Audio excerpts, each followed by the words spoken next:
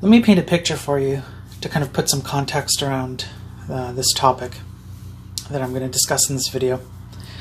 So you're at home and you notice that there's water collecting somewhere in your house. Maybe you have a leaky faucet, or there's a pipe leaking, or something to that effect. And essentially you have to call in a plumber, and so you do. And the plumber comes and takes a look at the issue and says, yeah, I can fix this. I can get started at such and such a time. It'll take however long it takes. You agree to it. And so the plumber comes in and begins work.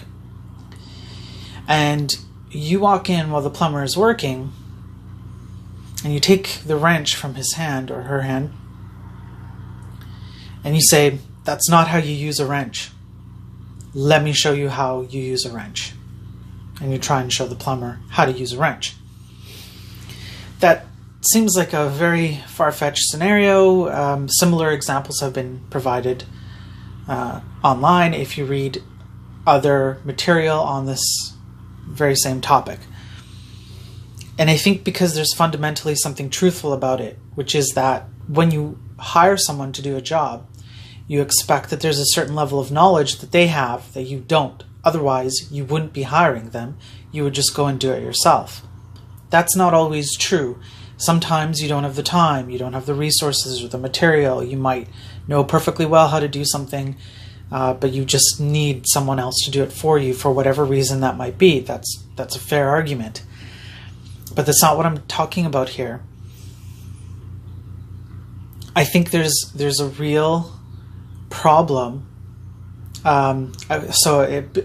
Careful not to put words in my mouth. There is a real problem. That doesn't mean that it's a prevalent problem, that it's pervasive and it exists everywhere.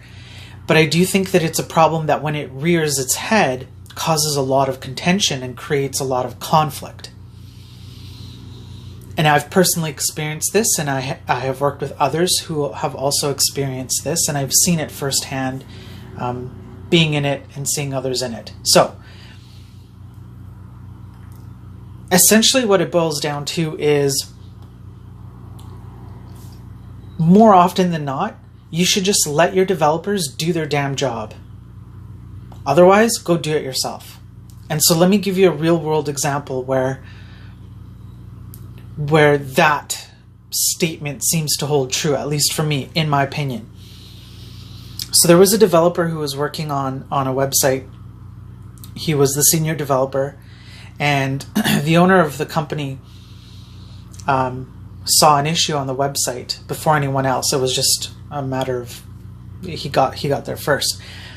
And he saw that there were a whole bunch of R's being printed on the screen, seemingly out of nowhere, just lowercase r's all over the place.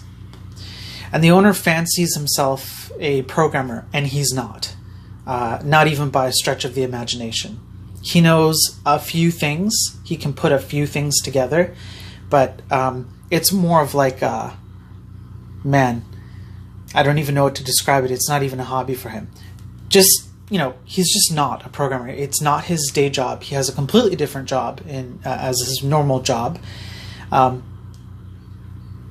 programming is just kind of like a second, tertiary even. I mean, it's so distant from him. In any case, so he definitely does not know everything there is to know about programming. I mean, who does? But he's far less knowledgeable than most. And so it would make sense that he has a senior dev on board to help him with such things. But he saw this lowercase r, and he started digging into the code to try and fix it. And, he didn't ask for any input. He didn't ask to show anybody. He just went ahead and tried to fix it himself. Okay, fair enough. And then at the end, he comes to the senior developer, brings up this issue with the lowercase r's, and says, you have to fix it. And the developer says, why? And he says, well, because it's a JavaScript problem. JavaScript is inserting these lowercase r's, and you recently deployed to production a JavaScript update. And the developer's like, well, I didn't deploy an update that would cause that. That's for sure. But, maybe I'm wrong. So he went off and checked and felt pretty confident that he hadn't caused the issue. And, the senior developer spent, I don't know, maybe like 15 minutes looking into it. and discovered that it was because there was a carriage return that wasn't being stripped of its slash as it was coming out of the system. There was some kind of an update that had happened.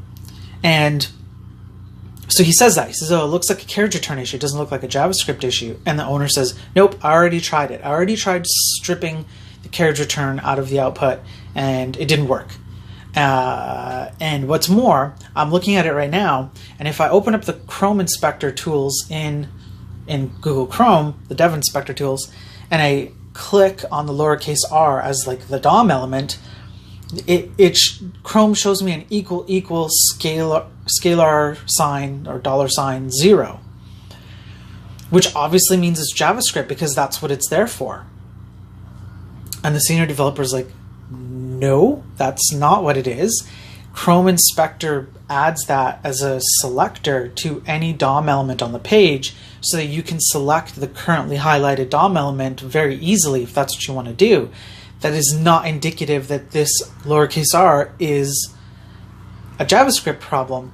And while they were doing this exchange, the senior developer had fixed the carriage return problem by stripping it out, something that the owner had failed to do, was convinced that he had tried to do it and it wasn't the issue. And the developer has now proven that it is the issue.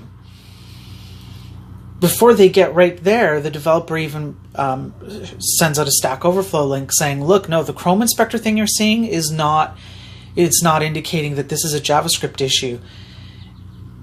Here's a Stack Overflow link to prove that what I'm saying is true. And it was like, no, it's JavaScript. You have to fix JavaScript. And then by the end, the developer had already fixed the issue and could prove that it was a carriage return issue and the problem went away. That whole exchange is not rare enough. That happens too many times. I see that happen too many times. And it really creates contention between developers and the employers who believe that they know the basics of programming better than the programmer. Maybe you do, maybe you don't. But if you really do, and if you're so invested in that, I'm going to say narcissistic viewpoint, that you're willing to step in and muck about with what the developer naturally wants to do and is capable of doing and knows how to do. If you're so invested in it that you're willing to do the job of your developer as you're paying them to do that job, then do it yourself. Save some money. Do it yourself. Why are you paying someone to sit there and basically be a set of hands for you? And then when they provide evidence that they're following the correct path to the solution to a problem, you just outright dismiss them because you think you've already figured it out. You're not willing to listen. There are several layers of that are bad, and they create a bad and somewhat toxic environment. And so the question to the developer, and so to developers like yourself out there, junior or senior, is whether you're okay with that. Whether you're okay with that. Well, I think a proper question would be, can I be productive in this environment, right? So ultimately, you want to have value, and you also need to be able to provide value. That's part of you feeling valuable, right? Are you providing value to the company? Maybe you can't. Maybe you're being blocked from doing so, and so what are you doing really, right? Well, where's the value in you sticking around and dealing with that? If it's creating so much negativity that you especially take that home with you, and you walk around for the rest of the day feeling dejected and whatever, man, that's a much bigger problem, and I would argue you should probably leave, because that's not healthy even for you, right? But if you can still be productive in such an environment, well, then maybe it's fine, and you don't need to make a dramatic move such as jumping ship. But I would say that you should at least be confident enough to stick to your guns, and that a scenario like that, while it is negative, can help to create in you the tools you need to be able to go out and prove that what you're saying is true, and that's a really valuable skill. And so don't take that as an all negative thing. It can train you to understand that there are times when when your answer is not just going to be accepted just because of who you are or what your title is, and nor should it be, really. So you should be able to stick to your guns confidently and have the proof that you need that you're following the right path.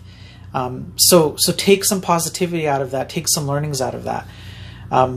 Ultimately, it's up to you what you want to do, but at an abstracted high level, that really needs to stop. It really needs to stop being as commonplace as it is.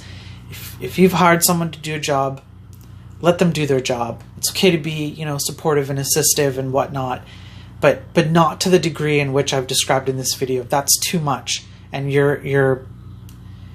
nobody is benefiting from that situation. Not really. So that's what I have to say about that. And I hope you found the video interesting at the very least. Thanks for watching, and we'll see you again soon.